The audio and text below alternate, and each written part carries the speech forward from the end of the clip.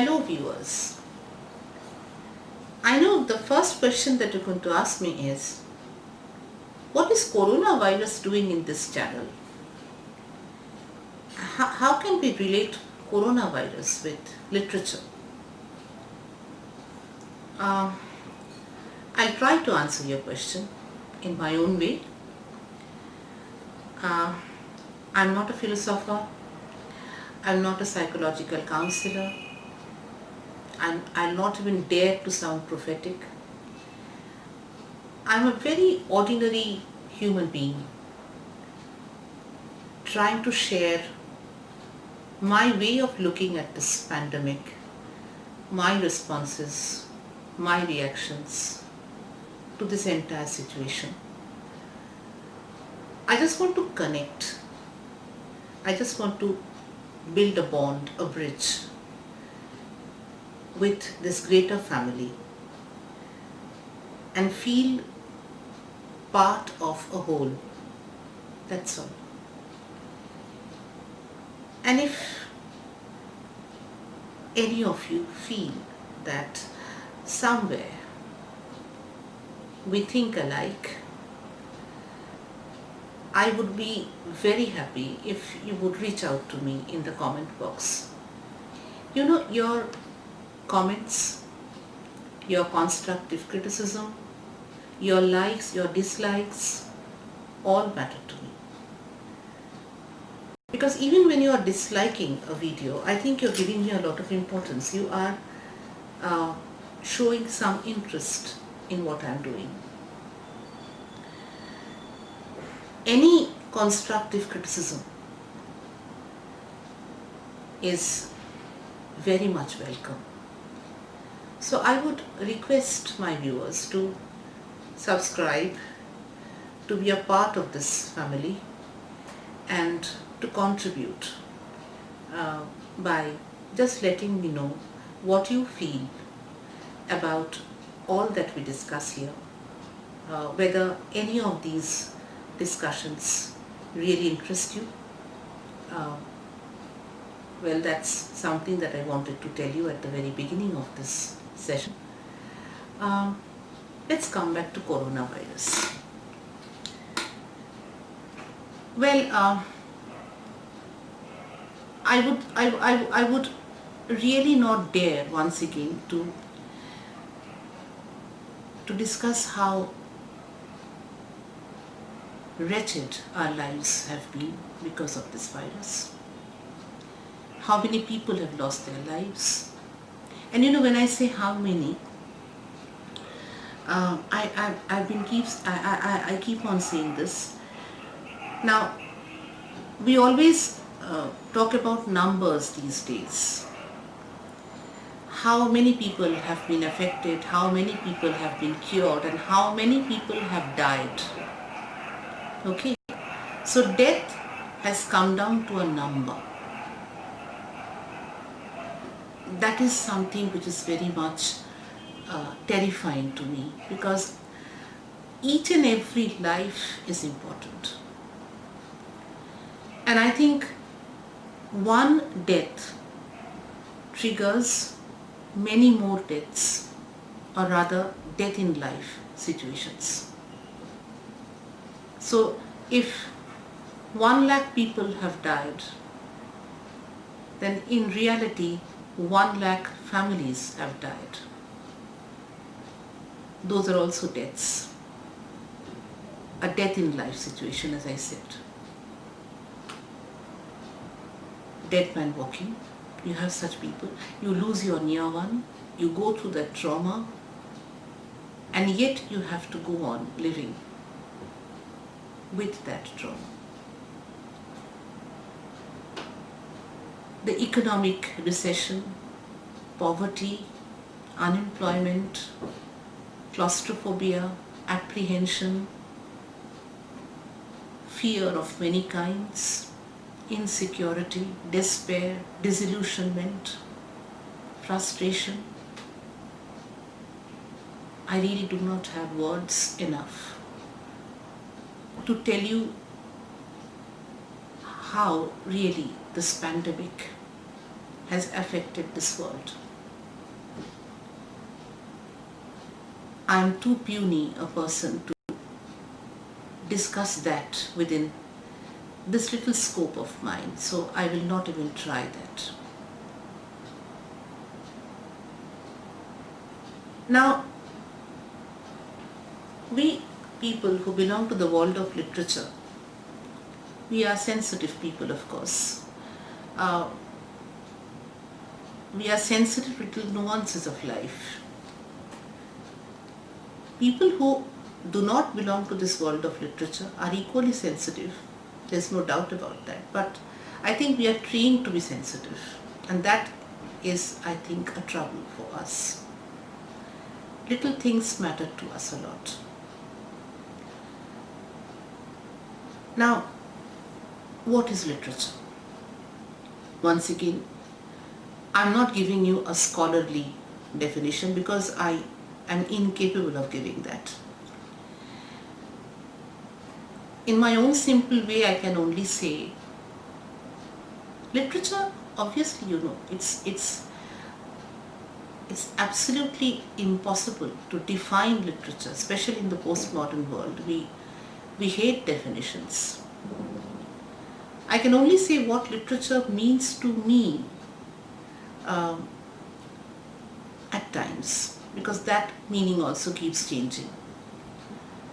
At times I feel that literature is just a jotting down of our responses to our environment, what we feel about things happening around us, what goes on within us, when something happens without us, what goes on within. When we jot that down and when we give it a fictitious cover, it becomes a play, it becomes a novel, it becomes a poem. So how can I rule out coronavirus? Because I think coronavirus has had a lot of impact on the psyche of humanity, on the spiritual lives of humanity. I just talked about the physical, material damage. That is beyond description. But the other thing that is equally important is how much we have suffered, or what changes we have gone through from within. And will that not affect what we write tomorrow? The poems that we write, it's already affecting, and it will affect for many, many more years to come. Let us try to find that out. When the lockdown began, the initial stages, I can only speak from the Indian perspective, from my limited experience, because I can't even speak from the Indian's perspective. Maybe I can speak from the perspective of a Kolkatan. I belong to Kolkata. So what lockdown really meant to me, and maybe I watched a few people around me, so I can only share that with you, and you can share your experiences with me. So when the lockdown began, initially, it was a kind of an adventure. Life as such is so mundane for ordinary people like us. Even if we are engaged in some kind of work, in some job, we go out every day, but somewhere or the other, everything is so repetitive, everything is so cyclical, that even the malls that we visit, the restaurants that we go, the food that we have, the clothes that we wear, for ordinary people like us, it's a recurrent pattern. I don't think there are too many changes that we experience. Change in the real sense of the term. And at times, I should be saying this, but I feel it's a reality. Even a calamity, a disaster, mm, a pandemic can come as a change. You lament a lot, you shriek a lot, you are unhappy, you show that you are very scared. You are scared, I'm not saying you're showing off. But somewhere there's an excitement that something new is happening. We are all locked up. You go out, the police will chase you. You're hoarding food. Okay, you're cuddling together within a small space. You're feeling secure there. Okay, we are okay. We have a lot of food hoarded. Money in the locker, withdrawn from the bank. No need to go out.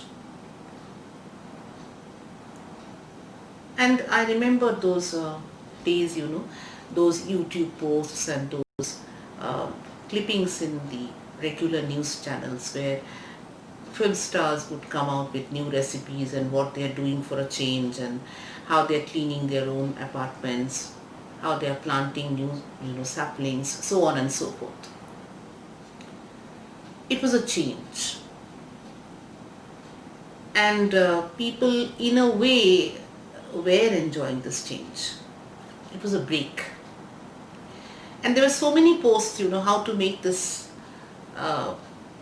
lockdown constructive, how to engage in things that you always wanted to, nurture, you wanted to get involved in, writing poetry, indulging in your me time, your hobbies and so on, doing things that you always wished to do, but you never had the time to do. But as I told you, anything that continues for a long span, once again breeds stagnation. And that happened in this case also. 21 days, then 30 days, then 40 days, then 45 days, then 50, 55. Gradually, claustrophobia, suffocation, once again mundanity, boredom, and then gradually apprehension. The future gradually became very hazy, undefined. The familiar world was receding farther and farther away from us. We were scared. And it's very interesting. We were not that keen to go out also. You get habituated to stagnancy, to that kind of false sense of security. Actually, many of us don't like the world outside. We don't like the jobs that we do. We don't like that schedule, that we follow. We don't like the classes that we attend in colleges and universities. We don't like the examinations. Let's be very honest. And to some of us, home had become a kind of a refuge, a shelter. And initially you felt that you were part of a sci-fi horror film or maybe a disaster movie. And you watched a lot of disaster movies during those days. If you look at the views of those movies in YouTube channels, you discover that people have been watching such movies, and you were identifying yourself with that situation. And in spite of all your lamentations, many of us had got used to this kind of situation. Getting up late, not following the regular schedule, that had become part of our lives. So when suddenly the unlock process started, a new kind of insecurity crept in. You were not only scared of the virus outside, You were scared of going back to that schedule, meeting people you never wanted to meet but you had to meet every day, facing examinations, evaluations, going back to your duplicities and hypocrisies that are used as strategies of survival by you. You felt irritated. You had lost, maybe you were not in touch with those for a very long span of time, and you once again needed to bring out your real, those elusive, or rather those unseen masks from your drawers. I come to the masks now. We wear masks every day actually. Masks that are not visible physically, but they're there. So you're not happy. The unlocking process was also breeding a kind of disturbance within our inner selves. And then there were, very, very gross, very, very practical problems. I'm not denying that. And then something else began. And that was there all through, family fights began to increase. Ego clashes were on the rise. You were losing your appetite. You were losing interest in social sites also. Losing interest in your mobile phones also. Because overuse of anything can lead to a kind of repulsion. And that sense of desertion, loneliness, alienation was creeping in a very, very bloated form. The scare of the virus was always there. I'm not denying that. Let me now come to something very different. While pursuing my research, my doctoral research on nonsense literature, I had discovered something, like all other researchers in this field of study. Nonsense is not actually no sense. Nonsense is actually the opposite of common sense. And nonsense means, I'll not use the word means, that sounds so dated. Nonsense can be indicative of the distilled essence of sense. Now what do I mean by that? If you read Alice in Wonderland, if you read Hojoborolo, Abul Tabul, the limericks of Edward Lear, the world that you are taken into is a very anarchic, a very topsy-turvy kind of a world, It's this normal, I call it the commonsensical world, the logical world, the rational world, the world that is, shaped by the collective sense of the common people. There's a feeling that when you're entering the nonsensical world, this world has been subverted, distorted, aberrated, inverted. And that aberration or that inversion gives you a kind of a sense of liberation. You feel the kind of thing that you felt, when the lockdown began. You feel that, wow, I'm out of that scheduled world. I'm out of that stagnating, ritualistic kind of world. And I am now in a world where anything can happen and everything is possible and I can also do and say whatever I like to do or say. But then gradually, as you keep exploring this world, as when nonsense was first conceptualized, the people who began writing this, they were trying to tell us that please don't define this term.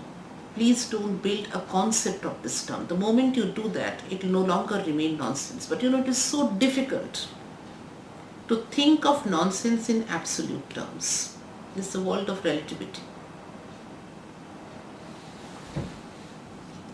How can you ignore the social connotations of abul tabul or hojoborolo? How can you ignore the psychotic aberrations in Alice in Wonderland or the Victorian, the satire of Victorian society in Alice in Wonderland? You can't.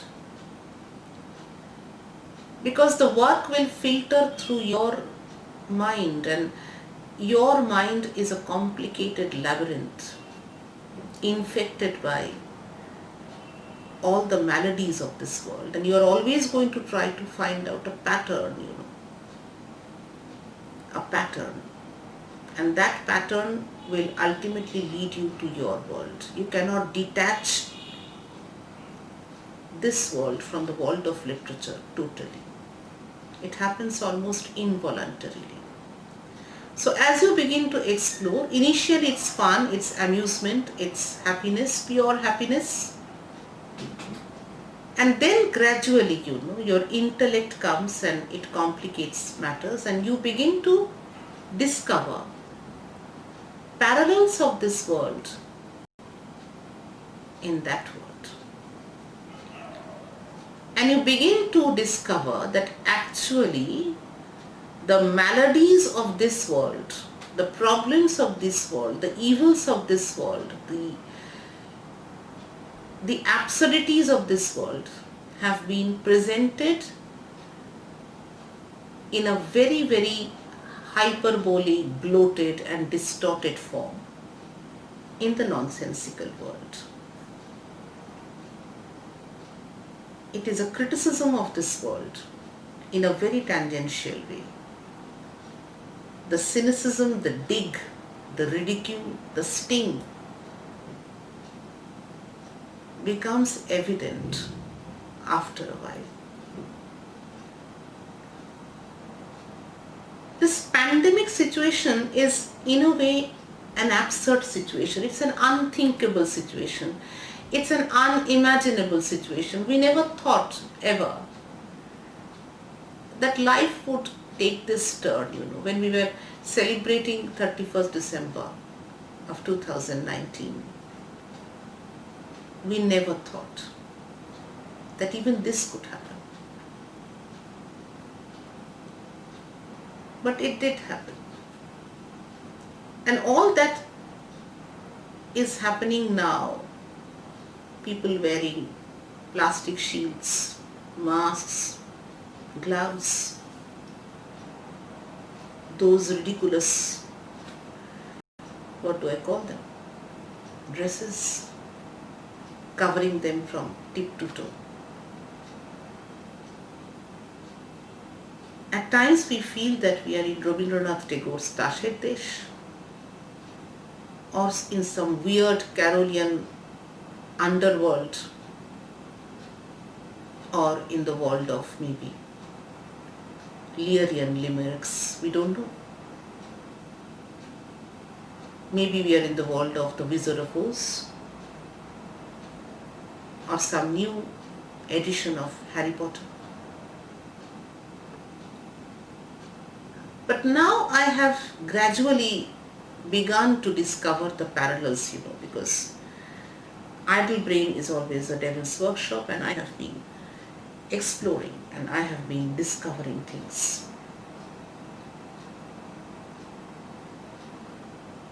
Actually, Corona was always there. Our life has always been virus-ridden. Scientifically also it's true.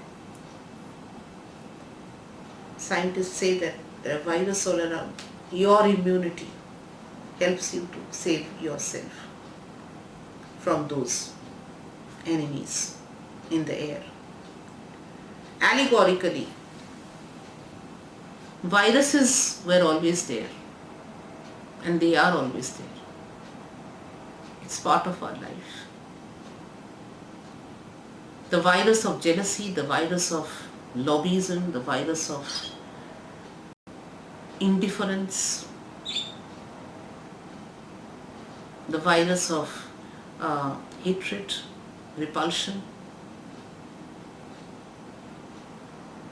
And whoever has not worn the right mask at the right time, the right shield at the right time, and used the right sanitizer at the right time, has been overpowered by some virus or the other. And either that person has suffered a death in life situation, or that person has been ill mentally for a very long time and then somehow bounced back to life with a new revelation about life, with a new knowledge about life, with a new experience about life. So viruses were always there. Now I come to social distancing. I think for ages, right from the beginning of the 20th century, literature has been concerned with isolation of humanity, alienation of humanity. We have been living on monads. We have been living as monads, as units, scattered, I think, on a huge expanse of an ocean, detached. We have been living as so-called families in a single house. I remember Beckett's play. But we have never been together. Because if we really had not been isolated, I'm not talking about exceptions, sorry. If really we had been together, if really there had been communications, then I don't think psychiatrists would have flourished in such a manner. Psychiatric drugs had been sold in such a grand scale. Depression, I think, has been one of the most important areas of concern right from the 20th century. And along with that, suicide rates, divorce rates have kept on rising. Why have these happened? And this leads me to really ask myself, what is togetherness and what fosters togetherness? I think togetherness is fostered by communication. And what is communication? Communication is in no way an exchange of words. Words can be absolutely ineffective as means of communication. They can be merely noises created by people. If those words do not come from an empathetic reaching out of minds.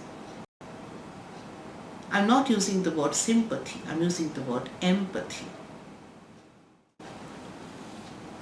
alienation has been working on two levels. We have been alienated from one another, and we have also been suffering from self-alienation.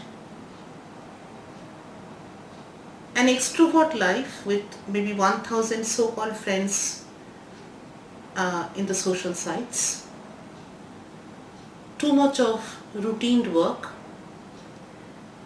this has taken us away from ourselves. We hardly have the time to stand and stare, and we are no longer reflective or contemplative. We do not indulge in self-introspection, in self-dissection, in self-analysis or self-criticism. We hardly do, because we don't have the time. We are always talking. We are always, quote unquote, communicating. We are always posting. But I don't think we are really unlocking our hearts. There's a perpetual lockdown somewhere within us. And we need that key really to unlock that little box that lies deep within us, that little box which has within it that real me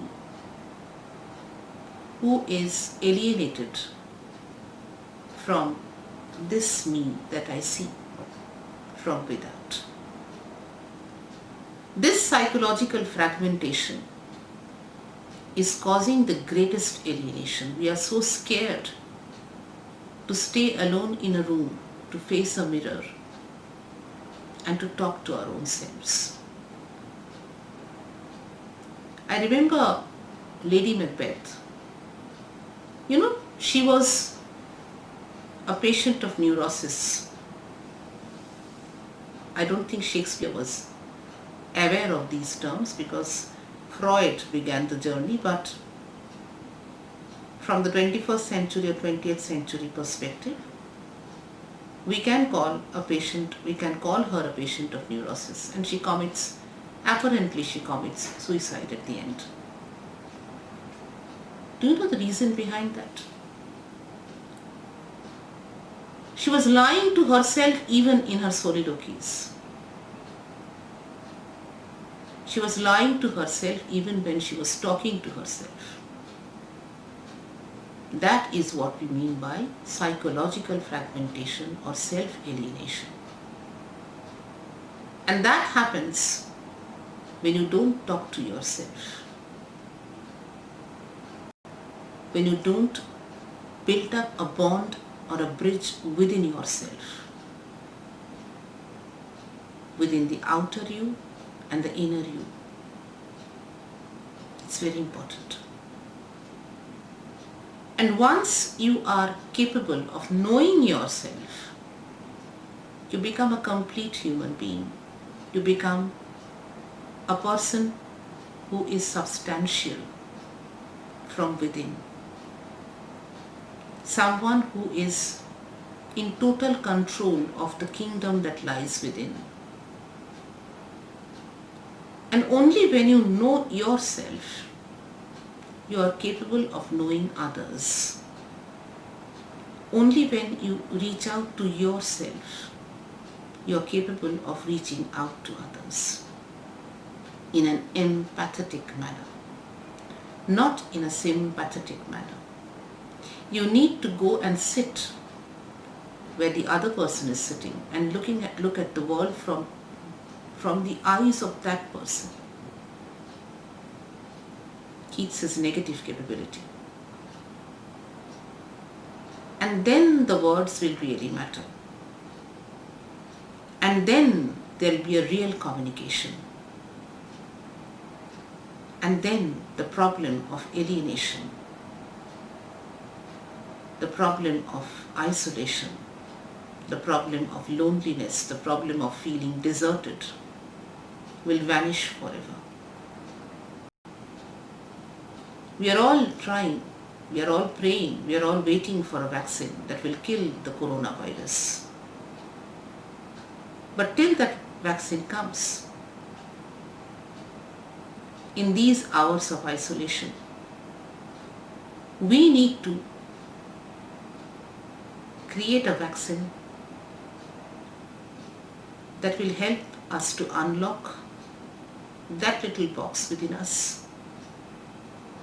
And then that vaccine will help us to build a bridge that will travel within and also without, and that will carry words that really matter, that will turn the noise created by useless words into a melody of true understanding. And then real families will be built, houses will turn into homes, and all the other viruses that have been plaguing us all these years will die their natural deaths.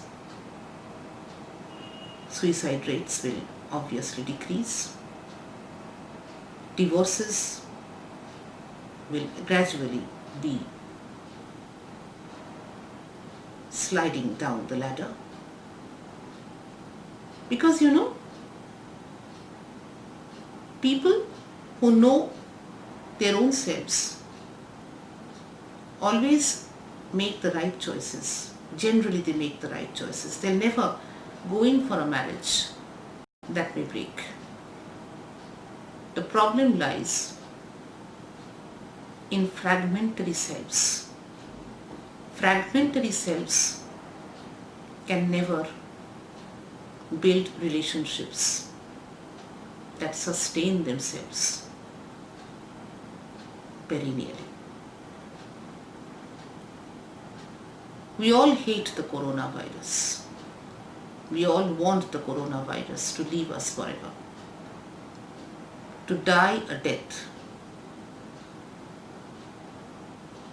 that is eternal. But I think the coronavirus pandemic has been a revelatory pandemic. It has been a phase of revelation as well. It has exposed many truths about our own selves, about our relationships, about our beliefs, about our convictions, about our levels of confidence. Many of us have discovered how fragmentary, how insecure, how untrustworthy,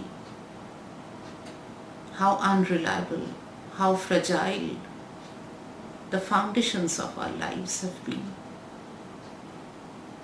Life is always a challenge. Life is filled with surprises. Life is filled with ups and downs. We all need to have an overdose of vaccine infused within our psyches that can give us the strength to confront, to overcome, and to come out as winners. And not to die deaths every day, even when the corona pandemic is not spelling havoc.